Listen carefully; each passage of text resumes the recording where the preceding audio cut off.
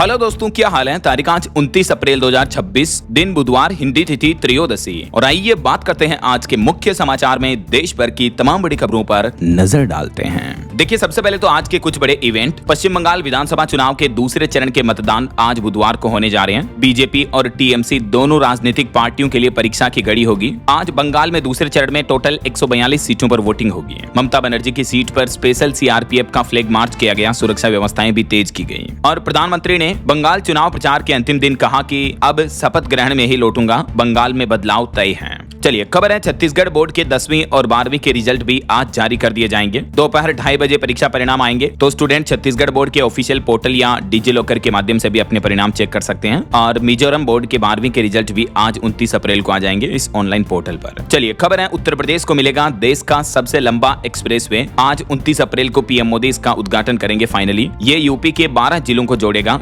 Ganga expressway. इसकी लंबाई तकरीबन 594 किलोमीटर 37,000 करोड़ की लागत से ये बना है। आज 29 अप्रैल को देश के इस ऐतिहासिक गंगा एक्सप्रेसवे का उद्घाटन होने जा रहा है। ये यूपी के 12 शहरों को जोड़ेगा। 19 साल बाद हकीकत बनने जा रहा। 2007 में ये प्रस्तावित हुआ था, जो अब जाकर कंप्लीट होने जा रहा है। बताया जा रहा कि ये गंगा एक्सप्रेसवे उत्तर प्रदेश की इकोनॉमी के लिए गेम चेंजर बनेगा। यूपी मेरठ से लेकर प्रयागराज तक नए कारखाने लगेंगे। उत्तर प्रदेश को $1 ट्रिलियन इकोनॉमी बनने में ये काफी मदद करेगा। इससे न सिर्फ काम धंधे, उद्योग, व्यापार बढ़ेगा, बल्कि इनडायरेक्टली रोजगार भी मिलेगा। और इस एक्सप्रेसवे के बाद आप अमरोहा, हसनपुर से सिर्फ 1 घंटे में मेरठ पहुंच पाएंगे। जो 2 घंटे का सफर था वो अब 1 घंटे में ही पूरा होगा। चलिए, अगली खबर देखिए। राजधानी दिल्ली को भी मिलने जा रहा नया मेयर और डिप्टी मेयर। आज 29 अप्रैल को इस पर भी फैसला आ जाएगा। वहीं उत्तर प्रदेश अयोध्या में शिव मंदिर पर 29 अप्रैल को ध्वजारोहण करेंगे मुख्यमंत्री योगी आदित्यनाथ। इसमें लगभग 1000 से भी ज्यादा मेहमान शामिल होंगे। अयोध्या के राम मंदिर परिसर में ही बना है ये शिव मंदिर, जिसका ध्वजारोहण होगा आज। सीएम योगी तकरीबन 1 घंटा तक राम मंदिर में रुकेंगे इस दरमियान। और हिमाचल प्रदेश आने वाले पर्यटकों के लिए अपडेट है। आज 29 अप्रैल को बंद रहेगी अटल टनल। तो ये तो आज के कुछ बड़े इवेंट रहे। और चलिए आगे बढ़ते हैं खबरों में। सबसे पहले ईरान अमेरिका इजराइल जंग से जुड़ी कुछ बड़ी खबरें देख लेते हैं। तो देखिए, ईरान पर अमेरिका और इजराइल के हमलों को 60 दिन हो चुके हैं, 2 महीने बराबर। इस बीच ईरानी विदेश मंत्री अरागची ने रूस के समर्थन को भी सराहा और ईरान के नए प्रस्ताव से डोनाल्ड ट्रंप नाखुश रहे। दरअसल दावा किया जा रहा कि ईरान पहली बार होर्मुज रूट खोलने को भी तैयार हुआ, लेकिन इस शर्त पर कि अमेरिका यहां होर्मुज रूट से नाकाबंदी हटाए। लेकिन ईरान के इस प्रस्ताव को डोनाल्ड ट्रंप ने ठुकरा दिया। ट्रंप अभी भी ईरान के न्यूक्लियर प्रोग्राम रोकने पर ही अड़े हुए हैं। पश्चिम एशिया संघर्ष के बीच एक सबसे बड़ी खबर देखने को मिली। बीते दिन ईरान ने होर्मुज खोलने के लिए हामी भर दी, लेकिन अमेरिका से नाकाबंदी हटाने की मांग की है। तो ईरान की इस मांग पर डोनाल्ड ट्रंप बोले कि होर्मुज खोलने की मिन्नतें कर रहा ईरान। और ट्रंप ने तो ईरान के लिए यह भी कहा कि यह देश अपने अंत की ओर आगे बढ़ रहा है। डोनाल्ड ट्रंप बोले कि ईरान अब ढहने की कगार पर पहुंच गया है, इसीलिए जल्द से जल्द होर्मुज स्ट्रेट खुलवाना चाहता है। तो उधर ईरान ने भी कहा कि हम भी डोनाल्ड ट्रंप का दबाव नहीं सहेंगे। और ईरान की ढहने की बात पर ईरानी सुप्रीम लीडर मुज्तबा खामेनेई ने भी कहा कि हम एक मजबूत देश हैं, ईरान ढहने वाला नहीं है। मुज्तबा के प्रतिनिधि ने यूएन पर भी सवाल उठाए। वहीं दोस्तों, होर्मुज संकट के बीच अब यूएई ने एक ऐतिहासिक फैसला लिया। 60 साल बाद यूएई ने ओपेक देशों से नाता तोड़ दिया। और संयुक्त अरब अमीरात के इस फैसले के बाद ग्लोबल तेल बाजार में भी भूचाल सा देखने को मिला, क्योंकि यूएई ने तेल उत्पादक देशों का यह संगठन है ओपेक संगठन। तो ओपेक प्लस को छोड़ने की यूएई की घोषणा के बाद ईरानी युद्ध के बीच तेल बाजार में अनिश्चितता भी बढ़ गई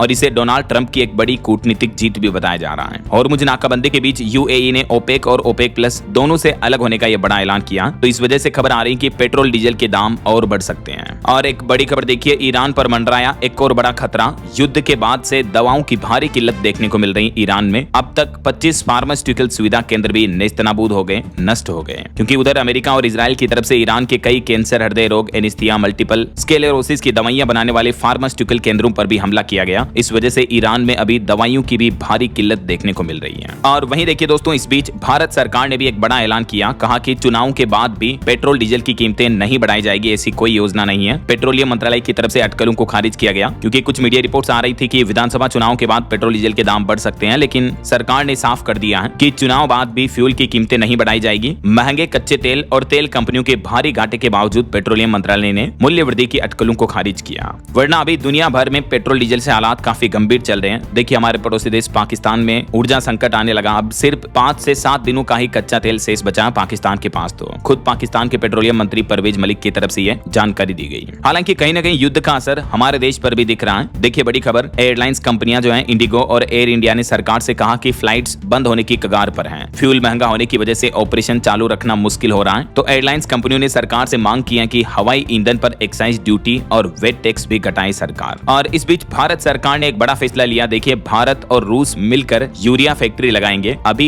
जरूरत का 71% यूरिया मिडिल ईस्ट से आता है, लेकिन ये फैक्ट्री लगाने के बाद अगले 2 साल में इससे उत्पादन शुरू हो जाएगा। तो हमारे देश में किसानों के लिए यूरिया की किल्लत नहीं रहेगी। अभी भारत को फर्टिलाइजर सप्लाई करने वाले दुनिया के टॉप 5 देश कौन कौन से देख सकते हैं आप। सबसे ज्यादा रूस से आता है डीएपी, यूरिया, एनपीके वगैरह। फिर उसके बाद चाइना से लेता है भारत। और खबर है हॉर्मुज में समुद्री रास्ता खुलवाना चाहता है हमारा देश भारत भी। संयुक्त राष्ट्र सुरक्षा परिषद में भारत ने इस मुद्दे को लेकर चिंता भी जताई है। और एससीओ समिट में शामिल होते हुए देश के रक्षा मंत्री राजनाथ सिंह भी बोले कि सीमा पार आतंकवाद पर सख्त रुख रहेगा भारत का। उन्होंने कहा कि दुनिया के लिए ये सबसे बड़ा खतरा है, दोहरे मानदंड अस्वीकार्य होंगे। उधर इजराइल और लेबनान के बीच भी हमले जारी हैं। देखिए इजरायली हमलों से लेबनान और गाजा में हालात काफी गंभीर चल रहे हैं। हॉर्मुज जल डमरू मध्य पर टोल लगाने की भी तैयारी की जा रही है। ईरान इस टोल वसूली योजना पर काम कर रहा है। और बीते दिन भी लेबनान में इजरायली हमलों में 4 और लोगों की मौत हो गई। उधर यूएन महासचिव ने भी अमेरिका से हॉर्मुज को तुरंत खोलने की अपील की है। तो ये दोस्तों जंग के लेटेस्ट हालात चल रहे हैं। और चलिए आगे बढ़ते हैं अब अपन खबरों में। देखिए आप अगला अपडेट, गुजरात निकाय चुनाव के रिजल्ट आ चुके हैं और नगर निगमों में बीजेपी का क्लीन स्वीप रहा।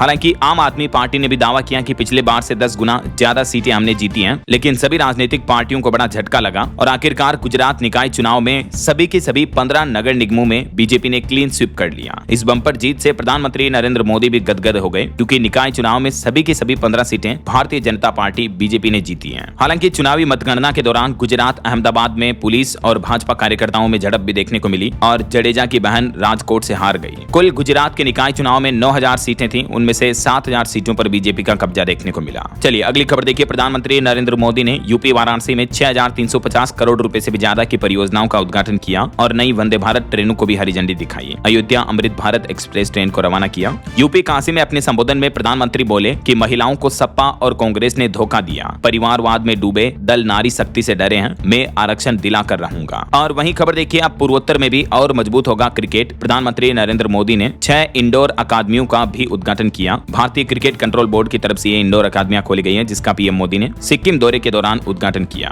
बीते दिन पीएम मोदी सिक्किम दौरे पर भी पहुंचे और यहाँ देखिए तस्वीरें, सिक्किम में बच्चों के साथ प्रधानमंत्री ने फुटबॉल खेली। सोशल मीडिया पर ये तस्वीरें शेयर करते हुए पीएम ने कहा कि एनर्जी से भर गया। सिक्किम राज्य के 50वें स्थापना दिवस कार्यक्रम में भी शामिल हुए प्रधानमंत्री और इस दरमियान उन्होंने सिक्किम में भी 4000 करोड़ से ज्यादा की परियोजनाओं का शिलान्यास किया। चलिए अगली खबर देखिए, हिमाचल पंचायत चुनाव का भी ऐलान हो चुका है। 3 चरणों में होगा मतदान। 7 मई से नामांकन प्रक्रिया शुरू होगी। आदर्श आचार संहिता भी लागू हो चुकी है। नामांकन प्रक्रिया अगले महीने 7 मई से शुरू होगी और अगले महीने 26, 28 और 30 मई को वोट डाले जाएंगे। चुनाव आयोग की तरफ से ये हिमाचल पंचायत चुनाव का ऐलान कर दिया है। चलिए अगली खबर देखिए, फेमिना मिस इंडिया 2026 की विनर बनी साध्वी सतीश। वो बोली कि अब इंटरनेशनल लेवल पर भारत को रिप्रेजेंट करने की तैयारी कर रही है। उड़ीसा के भुवनेश्वर में आयोजित 61वें फेमिना मिस इंडिया 2026 में ये गोवा राज्य की साध्वी सतीश सेल ने मिस इंडिया वर्ल्ड 2026 का ताज अपने नाम किया है। तो मेनी कांग्रेट्स साध्वी सतीश को इस उपलब्धि के लिए। चलिए अगली खबर देखिए, सुप्रीम कोर्ट में वकील बोले कि मस्जिद सभी के लिए खुली होती है, इसका मतलब ये नहीं कि वहां पूजा करने लगे सभी लोग। दरअसल केरल के सबरीमाला मंदिर में महिलाओं के एंट्री के मुद्दे पर जब सुप्रीम कोर्ट में सुनवाई हो रही थी, तभी सुप्रीम कोर्ट में वकील ने यह बयान दिया। सुप्रीम कोर्ट में वकील ने कहा कि मस्जिदें सभी के लिए खुली होती हैं, हिजाब धर्म में जरूरी होता है लेकिन स्कूलों में नहीं पहन सकते हैं। कई परंपराएं कुरान में नहीं लिखी हैं, जैसे स्कूलों में हिजाब नहीं पहना जा सकता, जबकि हिजाब को धार्मिक रूप से अनिवार्य माना जा सकता है। मतलब धार्मिक विश्वास हमेशा संस्थागत नियमों से ऊपर नहीं रहेगा। मस्जिद दरगाह में महिलाओं के प्रवेश के खिलाफ दलील दे रहे एडवोकेट निजाम पासा ने सुप्रीम कोर्ट में यह बयान दिए। इस बीच इस सुनवाई के दौरान सुप्रीम कोर्ट ने भी 7 संवैधानिक सवाल तय किए। इन सवालों की जानकारी भी आप देख सकते हैं। चलिए अगली खबर देखिए, गर्मी के मौसम में दोपहर में धूप में काम करने वाले श्रमिकों को लेकर लेबर मिनिस्ट्री ने बड़ा आदेश दिया। ईपीएफओ, एनसीएस और ईएसआईसी को भी लगाया काम पर। श्रम मंत्रालय की तरफ से भीषण गर्मी में बाहर काम करने वाले श्रमिकों की सुरक्षा के लिए नई एडवाइजरी परामर्श जारी किया है, जिसमें काम के घंटों में सुधार, पर्याप्त पेयजल की सुविधा और स्वास्थ्य जांच जैसे उपाय भी शामिल हैं, ताकि गर्मी में श्रमिकों को परेशानी ना हो, बीमार ना हो श्रमिक। इस बारे में सरकार द्वारा जारी ये ऑर्डर भी आप देख सकते हैं। चलिए अगली खबर आ रही है, भारत चीन के संबंधों में नया अध्याय शुरू होने जा रहा। करीब 82 महीने बाद भारत दौरे पर आ सकते हैं चाइना के राष्ट्रपति शी जिनपिंग। मीडिया रिपोर्ट्स आ रही कि चाइनीज राष्ट्रपति का भारत दौरा हो सकता है ये जल्दी, तो इससे भारत चीन के संबंधों में और मजबूती आएगी। वहीं वाशिंगटन मेयर चुनाव में भी अमेरिकी हिंदू गठबंधन ने रीनी संपत को समर्थन दिया, आधारभूत चीजों को दुरुस्त करने का वादा किया। चलिए सोना चांदी के भाव पर खबर देखिए दोस्तों। बीते दिन सोना चांदी की कीमतों में भारी गिरावट देखने को मिली। सोना 1800 रुपए तक और जबकि चांदी 6,500-7 हजार रुपए तक टूटी। सोने में ये गिरावट के बाद अभी 1.5 लाख रुपए प्रति 10 ग्राम पर सोने का भाव पहुंच चुका है। सोना ऑल टाइम हाई से लगभग 26,000 रुपए तक सस्ता हो चुका है, जबकि चांदी में भी एक ही दिन में 5,500-6 हजार रुपए तक की भारी गिरावट देखने को मिली और अभी चांदी का भाव 2,38,000 रुपए प्रति किलो पर पहुंच गया है। बाकी अलग अलग कैरेट के हिसाब से गोल्ड का प्राइस आप देख सकते हैं स्क्रीन पर। चलिए खबर है, ई कॉमर्स कंपनी अमेजन 100 शहरों में शुरू करेगी quick commerce service. 1000 micro fulfilment centre खोले जाएंगे। इस खबर के बाद इटरनल और स्विगी के शेयर में भी गिरावट देखने को मिली। अमेजन कंपनी की तरफ से यह नया प्लान बनाया गया हमारे देश में। वहीं खबर है, सरकार का प्लान E20 एथेनॉल के बाद अब E85 फ्लेक्स फ्यूल की तैयारी में है भारत, जिससे गाड़ियों का माइलेज 30% तक कम हो सकता है। हालांकि फिर भी कच्चे तेल पर निर्भरता कम करने के लक्ष्य से सरकार ये बड़ा कदम उठाने जा रही है। और बड़ी खबर देखिए, देश के उद्योगपति अनिल अंबानी ग्रुप की 3034 करोड़ की संपत्ति जब्त की गई। मुंबई का फ्लैट और खंडाला का फार्म हाउस भी कुर्क किया ईडी ने। अब तक उनकी टोटल 19,000 करोड़ से भी ज्यादा की प्रॉपर्टी पर एक्शन लिया जा चुका ईडी की तरफ से। और एक रिपोर्ट सामने आ रही, देखिए दुनिया के आधे निवेशक AI यानी आर्टिफिशियल इंटेलिजेंस से ले रहे हैं वित्तीय सलाह।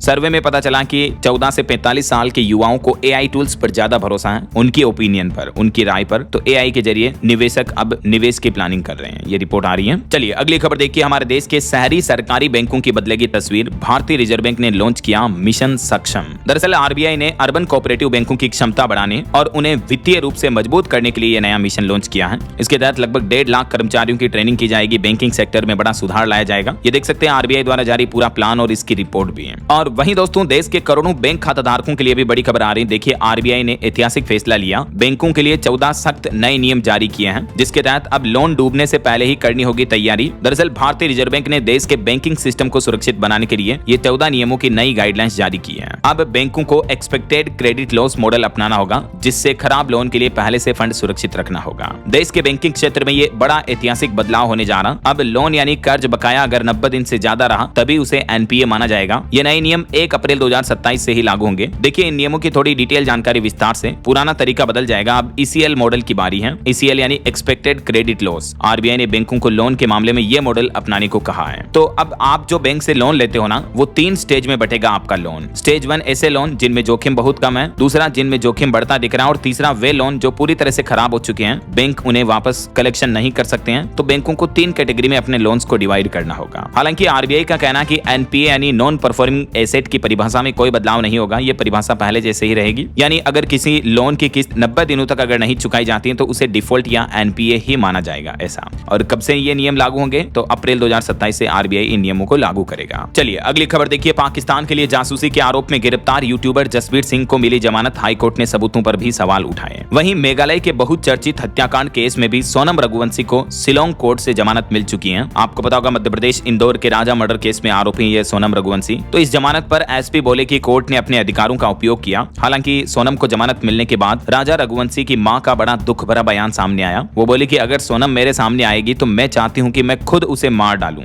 आखिर इस मां ने अपना बेटा जो खोया, सोनम ने उसके बेटे की जो हत्या की है, तो मां का दर्द तो मां ही समझ सकती है। राजा की मां बोली कि इतनी जल्दी जमानत मिल जाना किसी सदमे से कम नहीं है मेरे लिए। उन्होंने कहा कि हम कानून के भरोसे बैठे थे लेकिन हमें इंसाफ नहीं मिला। चलिए अगली खबर देखिए, महाराष्ट्र की TCS केस मामले में भी नया खुलासा सामने आ रहा कि मुख्य आरोपी निदा खान बताती थी वहां की नई महिला कर्मचारियों को कि कैसे हिजाब पहनना, किस तरह से नमाज करनी है। महाराष्ट्र के नासिक की TCS कंपनी केस में यह नया खुलासा सामने आ रहा। महिला कर्मचारी पर धर्म बदलने का दबाव था। पुलिस ने दावा किया कि दस्तावेज छीने और मलेशिया भेजने की योजना थी। मुख्य आरोपी अभी भी फरार है। चलिए रेल यात्रियों के लिए एक जरूरी खबर आ रही है। राजधानी दिल्ली से जालंधर आने वाली ट्रेनों के रूट और समय में कुछ बदलाव किया है रेलवे की तरफ से। तो आप अपनी रेल यात्रा से पहले जानकारी चेक करके ही निकलें। वहीं देखिए भारत में नौकरियों पर एक रिपोर्ट आ रही कि भारत के MEI सेक्टर में नौकरियों की रफ्तार तेज हुई। भर्ती में 6.6% की मजबूत बढ़ोतरी देखने को मिली है। MEI यानी मैन्युफैक्चरिंग, इंजीनियरिंग और इंफ्रास्ट्रक्चर, इन 3 सेक्टर में भारत में वित्त वर्ष 2026-27 की पहली छमाही में ही रोजगार में अच्छी खासी बढ़ोतरी दर्ज हुई है। और रोजगार के मामले पर वर्तमान केंद्र सरकार पर भी एक रिपोर्ट आ रही कि नरेंद्र मोदी के गवर्नमेंट में महिलाओं की रोजगार दर बढ़ी है। आधी आबादी को मिले आत्मनिर्भर होने के मौके। लेबर कोड्स में WFH यानी वर्क फ्रॉम होम के नियम भी बदले गए।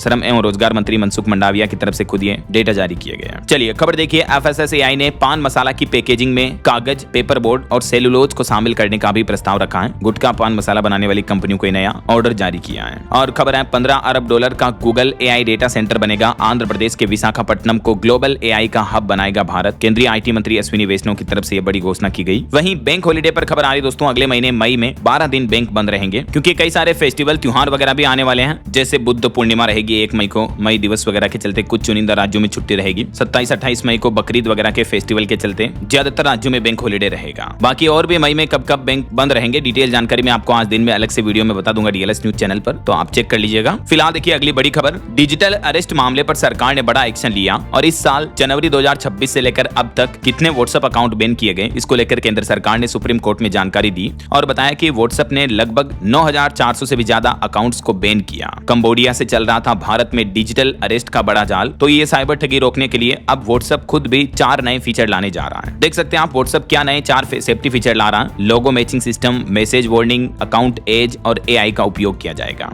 और सरकार की तरफ से भी देश के आम नागरिकों के लिए डिजिटल अरेस्ट से बचने के लिए ये तरीके अपनाने की गाइडलाइंस जारी की हैं। देख सकते हैं आप इन पॉइंट्स की जानकारी भी। फिर भी अगर आपके साथ किसी तरह का साइबर फ्रॉड, ऑनलाइन वित्तीय धोखाधड़ी हो जाती है तो आप 1930 पर कॉल करके या cybercrime.gov.in इस ऑनलाइन पोर्टल के माध्यम से अपनी शिकायत दर्ज करा सकते हैं। डिजिटल अरेस्ट पर एक्शन लेने के लिए अब सरकार सिम कार्ड ब्लॉक करने से लेकर व्हाट्सएप निगरानी तक एक नया फुल प्रूफ प्लान बनाए हैं, जिसके तहत अब बायोमेट्रिक सत्यापन के बाद ही मिलेगा सिम कार्ड भी। फर्जी सिम कार्ड 2-3 घंटे में ब्लॉक करने की तैयारी की जा रही है और व्हाट्सएप के जरिए होने वाली धोखाधड़ी से अलर्ट के लिए भी जल्द ही नया फीचर लाया जाएगा। बाकी और भी इस बारे में अगर आप डिटेल जानकारी देखना चाहते हो तो कल शाम को मैंने DLS न्यूज चैनल पर अलग से एक वीडियो डाला है, तो आप ये वीडियो देख लीजिएगा। इसमें कंप्लीट इन्फॉर्मेशन बताई है मैंने कि सिम कार्ड और व्हाट्सएप को लेकर सरकार का क्या प्लान है। चलिए स्टूडेंट के लिए खबर आ रही है, CBSE ने बड़ा फैसला लिया है। अब सिर्फ अंकों से नहीं बल्कि होलिस्टिक प्रोग्रेस कार्ड से होगा छात्रों का मूल्यांकन। नर्सरी से लेकर 8वीं तक की कक्षा के लिए यह नई व्यवस्था लागू करने जा रहा है CBSE। ज्यादा डिटेल्स आप देख सकते हैं कि क्या है होलिस्टिक प्रोग्रेस कार्ड और अब इसके बाद कैसे होगा स्टूडेंट का मूल्यांकन, इस कार्ड में और क्या क्या शामिल होगा, डिटेल्स आप चेक कर लीजिएगा। चलिए खबर है, बीते दिन राष्ट्रपति द्रौपदी मुर्मू का हिमाचल में अटल टनल दौरा खराब मौसम के कारण रद्द हुआ। वहीं पंजाब में आम आदमी पार्टी ने जालंधर में विधायकों की मीटिंग टाली। सरकार ने विधानसभा का स्पेशल सेशन भी बुलाया। मालीवाल ने बीजेपी ज्वाइन की। राघव चड्ढा समेत 7 सांसदों के पार्टी छोड़ने के बाद आम आदमी पार्टी ने विधायकों की मीटिंग भी टाल दी। और खबर है, भारत न्यूजीलैंड FTA यानी फ्री ट्रेड एग्रीमेंट से हिमाचल के सेब किसान बागवान भी चिंतित हुए। राठौर बोले कि इंपोर्ट ड्यूटी 25% तक की गई है, जिसके चलते हिमाचल और कश्मीर उत्तराखंड के किसानों पर मार पड़ेगी। वहीं RSS प्रमुख मोहन भागवत का एक बड़ा बयान देखने को मिला। वो बोले कि भारत तो पहले से ही हिंदू राष्ट्र है, इसे घोषित करने की जरूरत नहीं। उन्होंने कहा कि अयोध्या में राम मंदिर जन समर्थन से बना। और खबर है, लद्दाख में लेह और कारगिल से अलग होकर 5 नए जिले बनाए जाएंगे। जम्मू कश्मीर के उपराज्यपाल विनय सक्सेना ने इन नए जिलों के बनाने के गठन की मंजूरी भी दे दी है। कौन कौन से अब नए जिले होंगे लद्दाख में देख सकते हैं आप। और टेक जगत से खबर देखिए, टाइम 100 AI के 10 ऐसे बड़े दिग्गज जिन्होंने टेक्नोलॉजी को इंसानी दिमाग की तरह ताकत दी। इसमें एंथ्रोपिक, अलीबाबा,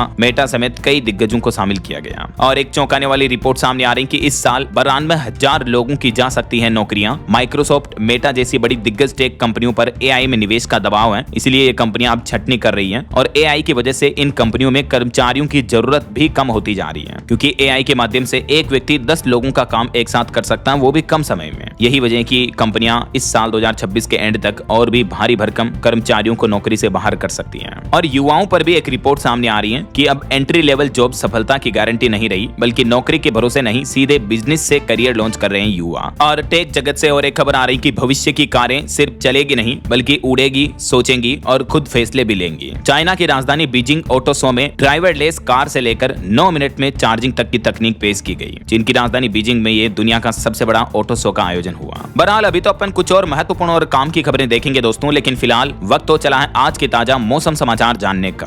और हाँ, एक छोटी सी रिक्वेस्ट आपसे ये है कि अगर आप DLS न्यूज चैनल से अभी तक भी जुड़े नहीं हो तो जुड़ जाइएगा। चैनल को सब्सक्राइब करके बेल आइकन जरूर दबा देना और इस वीडियो पर एक लाइक और शेयर भी कर देना, ताकि आपको रोजाना की ताजा खबरें, महत्वपूर्ण मुख्य समाचार, काम के न्यूज अपडेट सबसे पहले आपके मोबाइल पर मिलते रहेंगे। आप खुद चैनल पर जाकर देखना दोस्तों, रोजाना की तारीख वाइज इंपोर्टेंट अपडेट्स जो हैं आपको एक ही वीडियो में एक साथ मिल जाते हैं। डेली काम की खबरें देखने के बाद आप खुद यही कहोगे कि हाँ यार DLS भाई, जो DLS न्यूज पर जो खबरें मिलती है ना, मतलब वो ऐसी न्यूज आपको कहीं नहीं मिलेगी। इतनी आसान भाषा में, आसान तरीके से मैं आपको समझा देता हूँ। अभी ज्यादा कहूंगा आप कहोगे खुद की तारीफ कर रहे हो यार DLS भाई।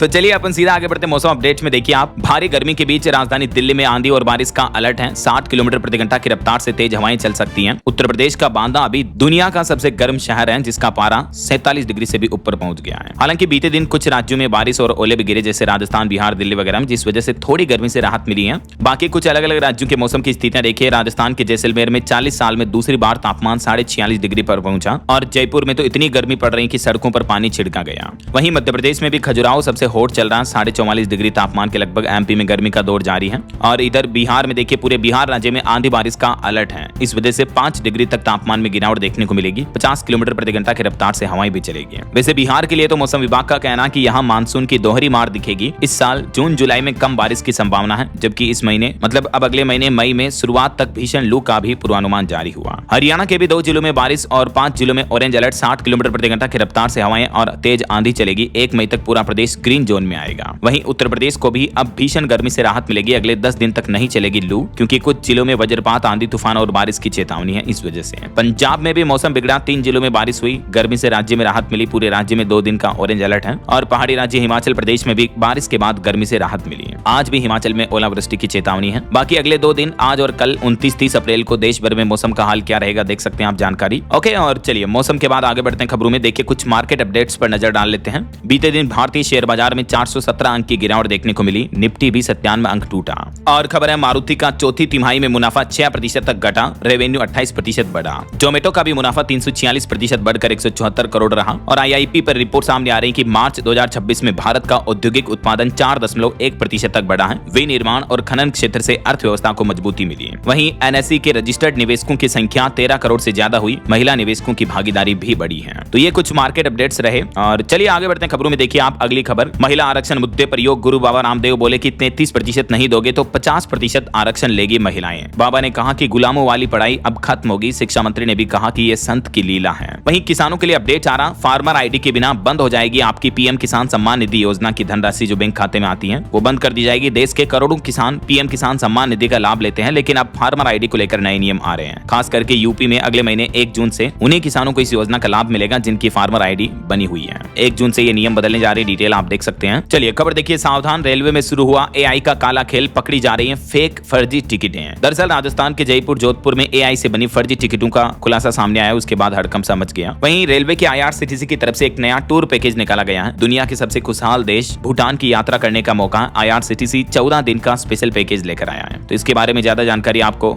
ऑफिशियल पोर्टल पर मिल जाएगी। वहीं खबर है बिहार में भी क्लोन फिंगरप्रिंट और हैक की गई आईडी से बनता था फर्जी आधार कार्ड। साइबर पुलिस ने एक बड़े नेटवर्क का पर्दाफाश किया है। और कुछ बड़ी हादसे और दुर्घटनाओं की खबरें देखिए दोस्तों। उड़ीसा में 2 दिन जनगणना ड्यूटी में लगे 2 शिक्षकों की कथित तौर पर हीट स्ट्रोक गर्मी की वजह से मृत्यु होने की खबर है। वहीं बीते दिन उड़ीसा में एक बड़ा ही अजीब सा दुख भरा मामला देखने को मिला। एक शख्स अपनी मृत बहन का कंकाल लेकर ही बैंक पहुंच गया, क्योंकि बैंक वालों ने उस शख्स की बहन के खाते से पैसे निकालने के लिए प्रमाण मांगा था। शख्स ने कहा था कि मेरी बहन की मृत्यु हो चुकी है, लेकिन बैंक वाले मान नहीं रहे थे, तो कब्र में दफनाई हुई बहन को बाहर निकालकर कंकाल ही बैंक में ले आया ये शख्स। इसकी तस्वीरें मैं आपको नहीं दिखा सकता क्योंकि बहुत ही भावुक कर देने वाली तस्वीरें हैं। और ये एक मामला देखिए, राजस्थान में एक बच्चे की सांस नली में फंसा 32 mm का स्क्रू। टीबी अस्पताल में डॉक्टर्स ने बिना चीरफाड़ किए और बेहोश किए दूरबीन से ये स्क्रू निकाला। उदयपुर का ये मामला, एक बच्चे के मुंह में खेलते हुए अचानक से 32 mm का स्क्रू गले में चला गया। इसका एक्सरे भी आ रहा है, देख सकते हैं। सांस नली से डॉक्टरों ने इसका स्क्रू बाहर निकाला। 17 साल का बच्चा, ये यूपी बरेली का रहने वाला था, मामा के यहाँ आया था, तो इस तरह की घटना हो गई। वहीं देखिए यूपी के आगरा के एक इलेक्ट्रिक स्कूटी के शोरूम में आग लग गई, जिस वजह से ऊपर बने फ्लैट में कई लोग फंस गए। मुश्किल सभी को बाहर निकाला गया। और एक बड़ी बस अग्निकांड की घटना देखने को मिली मध्य प्रदेश में। आग लगने के बाद भी 500 मीटर तक दौड़ती रही बस। वो तो ठीक रहा कि एक बाइक सवार ने बता दिया बस ड्राइवर को, तब जाकर चालक ने रोकी। 40 यात्रियों की जान जोखिम में पड़ी थी। मध्य प्रदेश के देवास का यह मामला है। और आए दिन जो कई बार इस तरह की बस अग्निकांड की घटनाएं देखने को मिलती रहती हैं। तो अब देश के परिवहन मंत्री नितिन गडकरी का भी कहना कि बस सुरक्षा पर अब सख्ती बढ़ती जाएगी। अब वीडियो जांच के बाद ही सड़कों पर उतरेगी नई स्लीपर बसें। चलिए अगली अनोखी खबर देखिए। एक महिला 2 पुरुषों से प्रेग्नेंट हुई। उस महिला के जुड़वा बच्चे हुए हैं और दोनों बच्चों के डीएनए अलग अलग है, मतलब दोनों बच्चों के बाप अलग अलग हैं, मां एक ही है। कोलंबिया के नेशनल यूनिवर्सिटी में इस तरह का मामला देखने को मिला। ये मामले का पता कैसे चला देख सकते हैं आप। चलिए खबर है हिंदू और सिखों की सुरक्षा सबसे पहले है। अमेरिका में मंदिरों और गुरुद्वारों के लिए बनाया जा रहा अलग से स्पेशल कानून भी है। वहीं इंटरनेशनल न्यूज पर एक और खबर आ रही है कि अमेरिका पहुंचे किंग चार्ल्स इंग्लैंड और यूएस के संबंधों को मजबूत करेंगे। ट्रांस अटलांटिक तनाव के बीच ये अहम दौरा देखने को मिला है। वहीं खबर देखिए, पाकिस्तान ने अफगानिस्तान के कुनार प्रांत में मिसाइल से हवाई हमला किया, जिसमें 7 लोगों की मौत हो गई, 75 से ज्यादा लोग घायल हो गए। पाकिस्तान के 6 सैनिकों की मौत के बाद पाकिस्तान ने जवाबी कार्रवाई में यह हमला किया। चलिए अगली खबर देखिए, 3 मई से बिहार में शुरू होगी नीतीश कुमार के बेटे की सद्भाव यात्रा। जेडीयू प्रदेश के अध्यक्ष भी साथ में रहेंगे। वहीं हरियाणा में साइबर ठगी पर लगाम लगाने के लिए अब अभेद ऐप और ड्यूल ओटीपी सिस्टम शुरू किया जाएगा। वैसे तो देश भर में यह नई पहल शुरू की जाएगी, लेकिन हरियाणा पुलिस ने साइबर अपराधों पर लगाम लगाने के लिए ये स्पेशल नया सिस्टम लॉन्च किया, जिसका पहला ट्रायल हरियाणा में शुरू किया जा रहा है। ये नया ऐप कैसे काम करेगा और कैसे आपको साइबर सिक्योरिटी मिलेगी, इसके बारे में डिटेल जानकारी आप देख सकते हैं। और वहीं खबर आ रही कि सिनेमा जगत में नई पहल देखिए, सिनेमा लैब बनाए जाएंगे, जहां ज्यादा बेहतर फिल्में बनाने के लिए अनूठी रिसर्च की जाएगी। दर्शकों का दिमाग पढ़कर भविष्य की फिल्में बनाई जाएगी। और एक रिपोर्ट सामने आ रही कि हमारे देश में बढ़ रहा क्रेडिट कार्ड के जरिए खर्च। बीते महीने मार्च में लेन देन 24% बढ़कर 2194 अरब रुपए तक पहुंचा। वहीं अनंत अंबानी ने कोलंबिया सरकार से ये अपील की, कहा कि 80 दरियाई घोड़ों को ना मारें, ये फैसला रोकें। वनतारा में पुनर्वास का प्रस्ताव भी दिया। और भारत ने 25 लाख टन अतिरिक्त गेहूं निर्यात को मंजूरी दी। मजबूत स्टॉक और बम्पर पैदावार ने एक्सपोर्ट यानी निर्यात की राह आसान की है। वहीं लीबिया में भारत की बड़ी कामयाबी देखिए, भारतीय कंपनियों को मिला तेल गैस भंडार। ईरान में जंग के बीच ऊर्जा सुरक्षा को यह नया सहारा मिलेगा। और यूपी हाईकोर्ट की बड़ी टिप्पणी देखिए, मांगलिक कार्यों में बधाई वसूलना किन्नरों यानी ट्रांसजेंडर्स का कोई कानूनी अधिकार नहीं है, बल्कि यह इच्छा पर निर्भर करता है कि उन्हें कोई बधाई के रूप में पैसे दे या ना दे, ऐसा। और एक रिपोर्ट सामने आ रही कि चिकित्सा क्षेत्र में सुधार की दरकार। उत्तर प्रदेश में मेडिकल कॉलेजों की संख्या तो बढ़ी है, लेकिन अभी भी इन कॉलेजों में डॉक्टर और संसाधनों की भारी कमी है। वहीं खबर है दोस्तों, हमारे देश के रक्षा क्षमता यानी डिफेंस कैपेसिटी में भी इजाफा यानी बढ़ोतरी की जाएगी। भारत को रूस से मिलेगी S-400 मिसाइल की चौथी खेप। जल्दी ये भारत पहुंचने वाली है। और खबर है, राजधानी दिल्ली में अगले महीने मई से लेकर सितंबर तक 5 दिन बंद रहेगी शराब की दुकानें। आबकारी विभाग की तरफ से ड्राई डे की लिस्ट जारी की गई। ये देख सकते हैं आप कब कब किस तारीख को किस वजह से शराब की दुकानें बंद रहेगी। वहीं देखिए, सिक्किम पूर्वी भारत का स्वर्ग है। प्रधानमंत्री नरेंद्र मोदी ने सिक्किम दौरे के दौरान 50वें स्थापना दिवस पर 4000 करोड़ रुपए की परियोजनाओं की सौगात भी दी।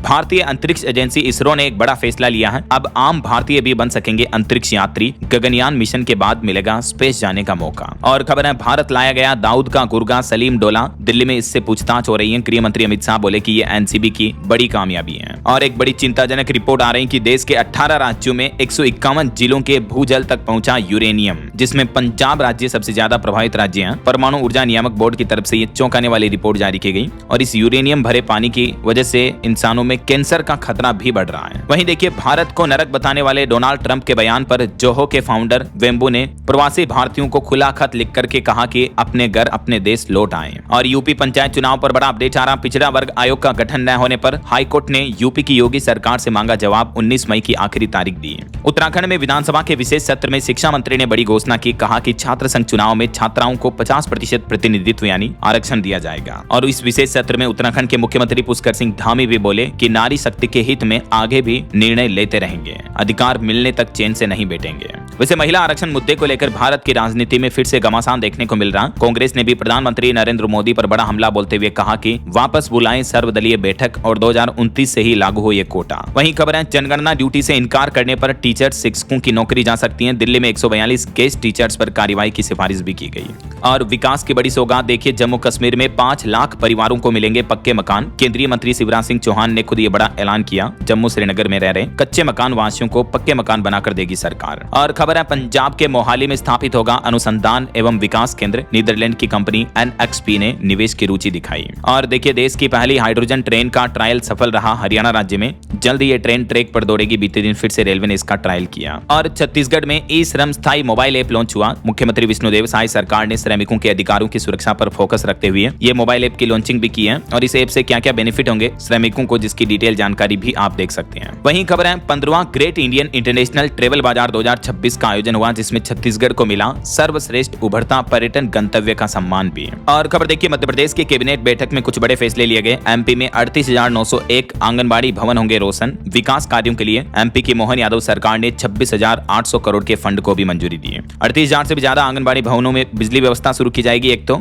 इसके अलावा ओबीसी छात्रों की छात्रवृत्ति को भी बढ़ाकर 10,000 रुपए किया गया। शाहजहांपुर की लखुंदर सिंचाई परियोजना को भी स्वीकृति मिली। भोपाल और रीवा मेडिकल कॉलेज में भी सुविधाएं बढ़ाई जाएगी। ये मध्य प्रदेश सरकार ने कुछ बड़े ऐलान किए हैं। वहीं खबर आ रही दोस्तों की मोबाइल रिचार्ज प्लान सस्ते हो सकते हैं। सिर्फ कॉलिंग और SMS वाला रिचार्ज प्लान लाने की तैयारी में है। टेलीकॉम कंपनियां ट्राई ने इसकी डेडलाइन भी बढ़ाई है। और खबर देखिए, आसान होगी दिल्ली नोएडा की राह। चिल्ला एलिवेटेड रोड का 47% काम पूरा हो चुका है। यूपी लखनऊ में अधिकारियों ने ली प्रगति की रिपोर्ट भी है। नोएडा दिल्ली को जोड़ने वाला ये एक्सप्रेसवे है। और खबर है बिहार में गांव के बच्चे बनाएंगे रोबोट और ड्रोन। आईसीटी लैब में हो रही बेहतर व्यवस्था, मिलेगी अत्याधुनिक सुविधाएं भी है। ग्रामीण छात्रों को आधुनिक तकनीक से जोड़ने के लिए बिहार सरकार की ये नई पहल है। और हिमाचल प्रदेश के 3 अहम विभागों में ट्रांसफर की प्रक्रिया होगी ऑनलाइन। हाईकोर्ट के आदेश के बाद प्रोसेस भी शुरू हुआ। हिमाचल सरकार के शिक्षा, स्वास्थ्य और जल शक्ति, इन तीनों डिपार्टमेंट के कर्मचारियों के तबादलों की प्रक्रिया अब ऑनलाइन होगी। वहीं देखिए गर्मी की छुट्टियों में रेलवे का एक और तोहफा। झारखंड और बंगाल के लिए 12 समर स्पेशल ट्रेनें चलाई जाएगी, जिससे महाराष्ट्र गुजरात की यात्रा भी सुविधाजनक होगी। और बिहार सरकार ने एक और नया आदेश जारी किया। सरकारी कार्यक्रमों और स्कूलों में वंदे मातरम समेत ये 3 गीत अनिवार्य होंगे, जिसमें राष्ट्रगीत, राष्ट्रगान और बिहार गीत अनिवार्य होगा। और बिहार के गन्ना किसानों को भी मिलेगा सस्ता और आसान लोन। नाबार्ड और सहकारी बैंक के साथ समय पर ऋण देने पर सहमति बनी है, तो गन्ना किसानों के लिए राहत की खबर है।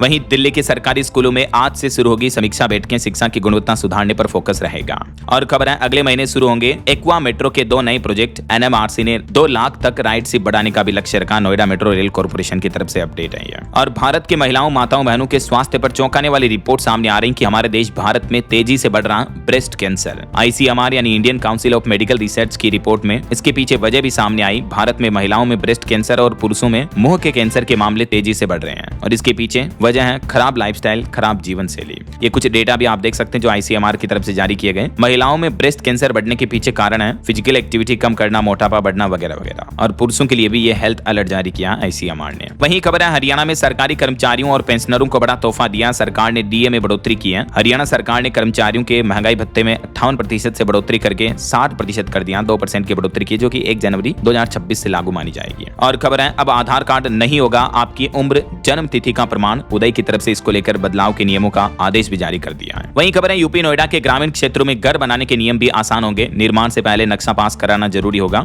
और उत्तर प्रदेश में स्मार्ट प्रीपेड मीटर की अनिवार्यता के खिलाफ अवमानना याचिका भी दायर की गई। 75 लाख कनेक्शनों को बिना पूछे ही बदला गया। चलिए कुछ और स्टेट न्यूज अपडेट देख लेते हैं फटाफट से। देखिए राजस्थान की यह घटना, शादी में डांस कर रही बिजनेसमैन की पत्नी डांस करते करते अचानक मौत हो गई। डॉक्टरों ने हार्ट अटैक का कारण बताया। जालौर जिले की यह घटना है। और एक स्कूल प्रशासन की बड़ी लापरवाही। देखिए राजस्थान के अलवर जिले के सरकारी स्कूल में मिड डे मील खाने में मिला मरा हुआ चूहा। बच्चों को परोसी जाने वाली दाल में दिखाई है। अब शिक्षा विभाग की टीम ने जांच शुरू की। और एक श्रद्धांजलि देखिए दोस्तों, राजस्थान के वीर जवान का निधन हो गया। 1971 के युद्ध में इन्होंने पाकिस्तान में घुसकर फहराया था तिरंगा, दुश्मनों को चुन चुन कर मारा था। वीर चक्र विजेता ब्रिगेडियर जगमाल सिंह अब हमारे बीच नहीं रहे हैं। 87 साल की उम्र में बीते दिन इनका निधन हो गया। ईश्वर इनकी आत्मा को शांति दे। वहीं खबर है दोस्तों, सरस डेयरी का घी असली है या नकली, अब क्यूआर कोड से पता चल पाएगा आपको, क्योंकि सरस डेयरी के हर घी के डिब्बे पर अब स्क्रैच क्यूआर कोड लगा होगा, जिसे स्क्रैच करके मोबाइल से स्कैन करने पर आपको ऑनलाइन सारी जानकारी मिल जाएगी। और खबर है मध्य प्रदेश में ओबीसी आरक्षण मुद्दे पर अब अगले महीने 13, 14, 15 मई को जबलपुर हाईकोर्ट में सुनवाई होगी। वहीं मध्य प्रदेश में भी शराब दुकानों पर क्यूआर कोड लगाना जरूरी होगा। आबकारी आयुक्त ने निर्देश दिए, जो ठेकेदार नहीं लगाएंगे उनके लाइसेंस निरस्त किए जाएंगे। आबकारी विभाग पोर्टल द्वारा जारी क्यूआर कोड लगाना अनिवार्य होगा। और देखिए मध्य प्रदेश में 53,000 करोड़ की योजनाएं जारी रखने का फैसला लिया। एमपी के मोहन यादव सरकार ने कैबिनेट में 21 प्रस्तावों पर सहमति बनी। 26,311 करोड़ की परियोजनाएं जारी रहेगी। वहीं छत्तीसगढ़ में 1 मई से 30 मई तक होगा मकान जनगणना का अभियान शुरू। और 1 मई से छत्तीसगढ़ में सुशासन तिहार अभियान भी शुरू होगा,